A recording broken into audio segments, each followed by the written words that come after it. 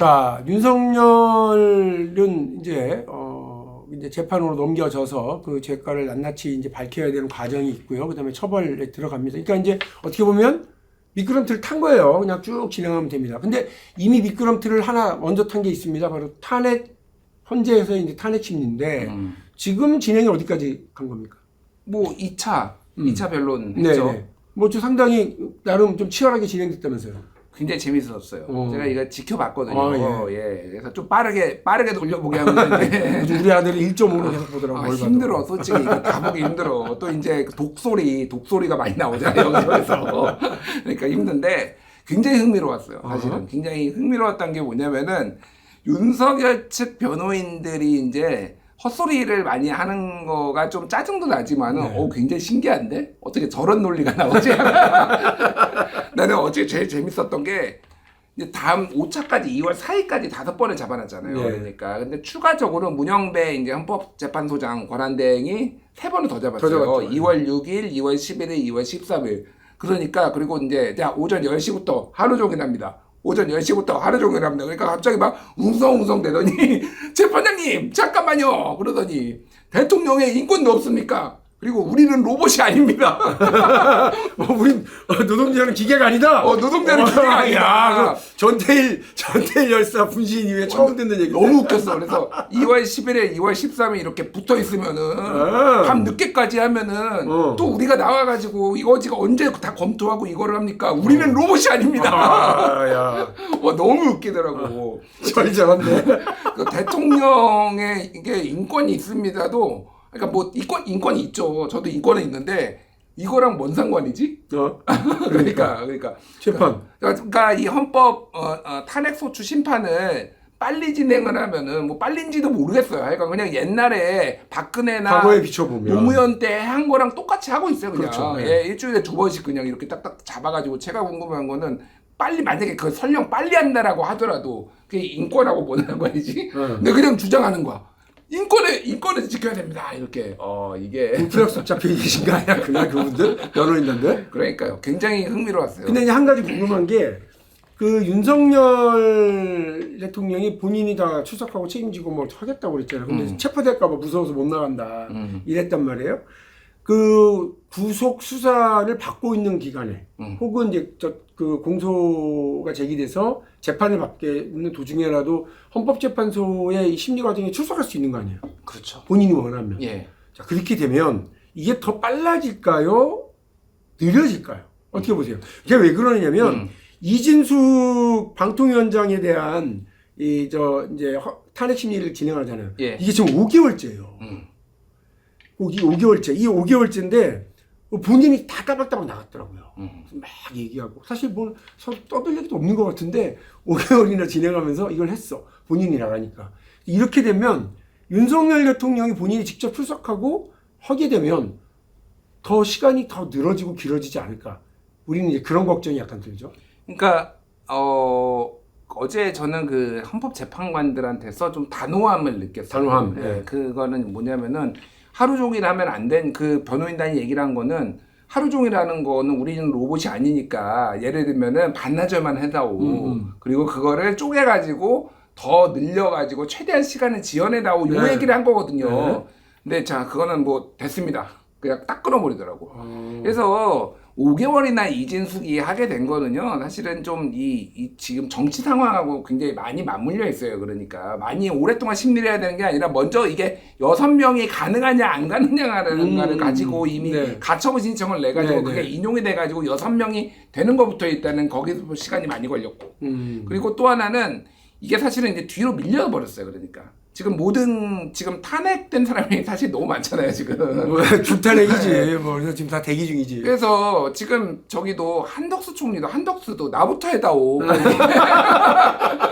나 좀 해줘. 뭐 이렇게 하고 있고 막 이 사람 저 사람 뭐 막 나 좀 해줘 이런 거잖아요.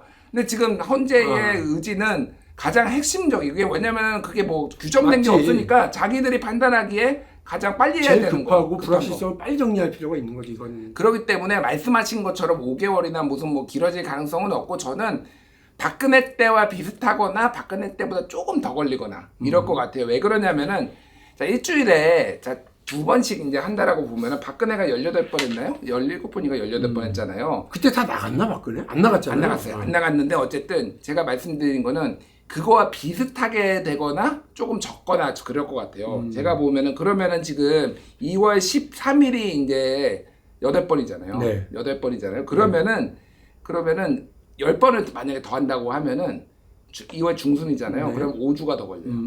5주가 더 걸리면은 그게 3월 말 정도가 되는 거예요. 네. 3월 넷째 주가 되거나 셋째 주가 되거나 이 정도 되잖아요. 네. 그리고 마지막 변론을 한 다음에 보통 전에 사례를 보면 한 열흘 정도 뒤에 선고 내리더라고요. 판결하더라고요. 써야 되니까.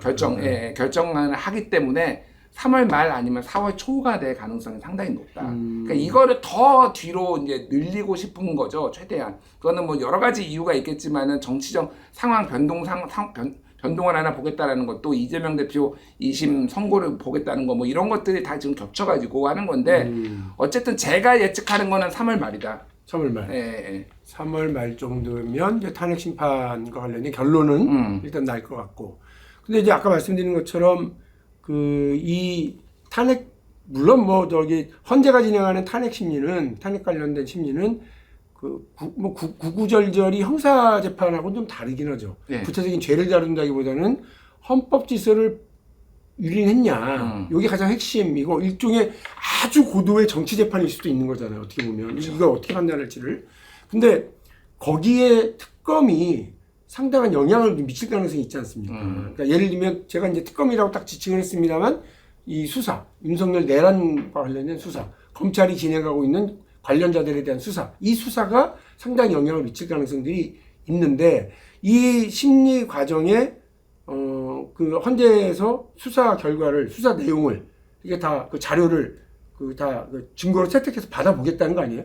예, 그렇죠. 약간의 논란이 있기는 해요. 네. 그러니까 뭐냐면은 진행 중인 사건에 대해서는 이제 그거를 피의자의 인권이나 뭐 이런 문제가 있으니까 받아볼 수 없다라고. 그러니까 정확한 법조문은 아닌데 어쨌든 그런 취지의 내용이 있어요. 그래서 헌재에서는 이제 원본이 아니라 복사본을 받아보겠다. 뭐 이런 거예요. 그러니까. 근데 이제 이 사안이 워낙 중대하고 그러다 보니까 예전에 그래서 저기 누구 손준성 검사 네. 같은 경우에는 이 재판이 진행 중에 있잖아요. 1심에서 이제 고발 사주와 관련해서 1심에서 유죄 나고 2심에서 무죄가 났는데 이게 탄핵도 같이 됐거든요. 손준성이. 예. 그런데 손준성 같은 경우에는 헌법재판소에서 우리는 이거 재판 다 보고서 결정하겠다. 이런 식으로 아예 뒤로 밀어버렸어요. 그러니까. 그래서 지금 이제 대법원까지 난 다음에 파면 여부가 탄핵 여부가 결정이 될 거예요. 그러니까 이런 식으로 하는 경우도 있는데 이거는 아니에요. 그렇게는 안 되니까 어쨌든 같이 이제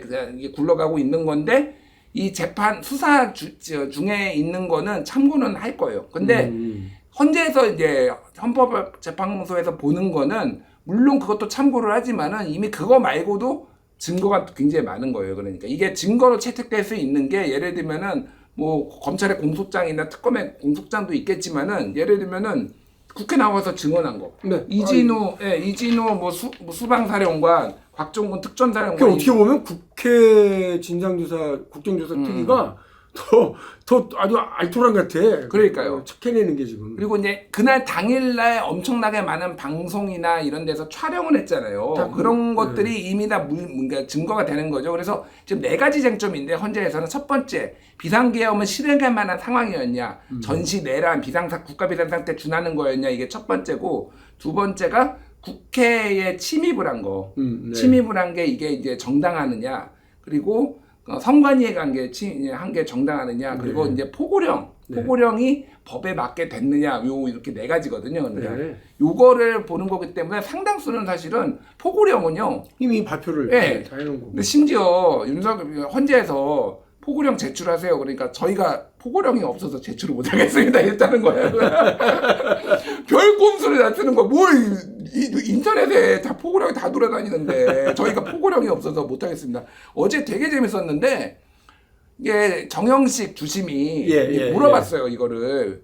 이제 그 2차 답변서를 제출을 했잖아요. 네. 윤석열 변호인단이. 그러니까 그거를 보고서 이러이러한 게 맞죠? 이렇게 주장하는 거죠? 이렇게 하는데 윤석열 변호인단이 답변 하나도 없대. 그거는 저희가 좀 더 알아보겠습니다. 그러니까 정영식 재판관이 답답해고 아니 저기 변호인단이 제출한 거를 제가 지금 물어보는 거예요. 그거는 저희가 조금 더 정리를 해가지고 서면으로 답변을 하겠습니다. 준비가 하나도 안 돼 있어. 지들이 뭐라고 했는지조차 모르고 아무 말 대잔치. 밑에 새끼 변호사를 시켜가지고 그냥 편하게 변호사 활동하고 있었구나. 그러니까요. 이게 심지어는 그래서 동아일보나 그런 보도도 나왔는데 윤석열의 주장은 이게 비상계엄이 2시간 만에 해제됐기 때문에 이게 왜 내란이냐 그랬잖아요. 네. 그런데 그 2차 답변서에는 이 비상계엄이 며칠은 지속될 줄 알았다. 이렇게 써놨어.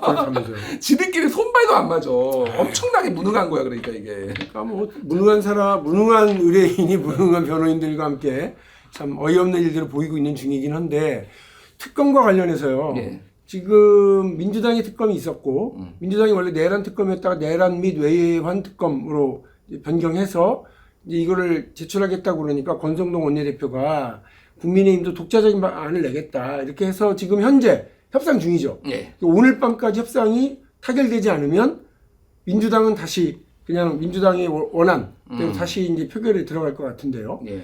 그 지금 협상 국면을 어떻게 보세요? 그러니까 요게 좀 시차가 있어가지고 요거 방송 그렇죠. 시점하고 조금 조심스럽기는 한데 지금 야당의 그러니까 민주당 쪽이죠 중진들이 그냥 웬만하면은 저쪽에서 얘기하는 거 다 받아줘라 이런 얘기. 민주당의 중진들. 민주당의 중진들이 좀 그런 얘기를 하시는 모든 분이 그런 건 아닌데 분들이 꽤 있어요. 그러니까 저도 사실은 그쪽의 의견이 가까워요. 그러니까 지금 쟁점이 되는 게 외환 유치죄 그리고 내란 선동죄 요거잖아요. 그거를 굳이 특검에 꼭 넣어야 되나? 무슨 거 따로 하면 돼요, 솔직히.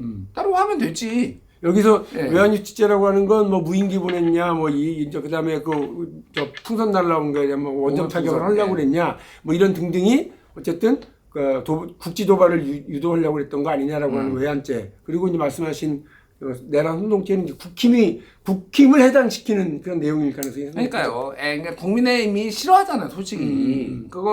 내란이라고 말하는 것도 싫어하잖아. 아니 그러니까 그래서 계엄 특별법이라고 그렇죠. 이름까지 할 정도로 제가 말하는 거는 그러니까 그 지금 국민의힘에 똘똘 뭉치게 하는 게 야 이거 민주당 거 통과되면은 야 우리 다 수사 대상이야. 너 이거 할 거야? 뭐 우리는 108명은 뭐 전사가 돼가지고 뭐 해야 된다. 뭐 권성동 원내대표가 맨날 한 원팀 그러면서 김상호한테 나가라고 하고 얘가 너무 웃긴데 뭐 이런 상황이에요. 그러니까 이게 이탈표를 기대하는 것도 너무 안이한 전략이다 사실은. 그러면은 합의하고 그리고 너무 많은 걸 넣으면은요 특검이라는 게 어차피 기간이 정해져 있잖아요. 그렇죠. 그러니까 왜 이게 특검이 정말 조율을 잘해야 되냐면은 너무 많은 걸 다 때려 넣으면은요 이거저거 다 하다가 수사를 제대로 못할 수도 있어요 사실은. 완결하지 못할 수도 있습니다. 그래서 오히려 좀 이렇게 좀 집중을 해가지고 하는 것도 전략이고 말씀하셨다시피 외환죄는 다른 데서 그냥 수사해도 돼요. 그러니까 민주당이 집권하고 나서 이 문제에 대해서 검찰 수사를 진행해도 되거니와 또 그때 가서 특검을 별도로 발의해서 진행해도 될 수 있겠다 이런 생각이 듭니다. 왜냐하면 그때 민주당이 집권을 하면 거부권 행사 안 할 거 아니야? 못하지. 그러니까 그때 뭐 진행하면 될 텐데. 그러니까 지금 특검이 중요한 게 뭐냐면은 특검을 지금 통과시켜도요.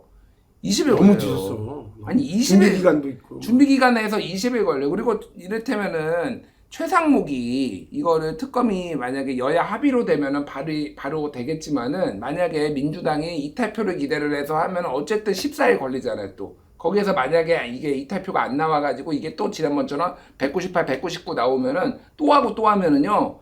대선 전에도 특검 못 갈 수도 있어요. 이러다가는 탄핵이 먼저 될 수 있어요, 진짜로. 자, 이제 국민의힘에서도 특검 자기들의 독자 법안을 이제 들고 나왔어요. 이제 협상 중이에요. 이거를 놓고 이거 시간 끌게 하는 거 아니냐, 발목 잡기 하려고 그러는 거 아니냐라고 생각을 하는 분들도 많이 계신데 제 생각은 그렇습니다. 침대 축구 하잖아요.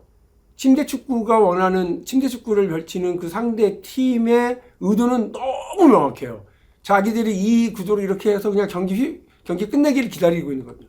근데 그럼에도 불구하고 실력 있고 현명한 감독과 코치진은 이 침대 축구를 뚫어내고 경기를 뒤집습니다. 민주당은 지금 그걸 해야 되는 거죠. 그래서 민주당 지도부 잘하잖아요. 민주당 지도부 잘하고 박찬대 원내대표 잘하잖아요. 그러니까 잘 좀 해주셔서 침대 축구를 뚫고 그들의 의도를 분명히 이렇게 분개시켜내면서 특검도 이게 성사시켜내고요. 또 이 내란과 관련된 혐의들도 명명백히 밝히는 그런 과정. 그래서 헌재에도 적극적인 어떤 이런 푸싱의 역할을 할 수 있고, 이후에도 이런 잘못된 진짜 반헌법적인 행위에 대한 처단은 반드시 이뤄낼 수 있는 침대 축구를 뚫어내는 그런 실력을 민주당이 발휘해 주기를 기대해 보겠습니다.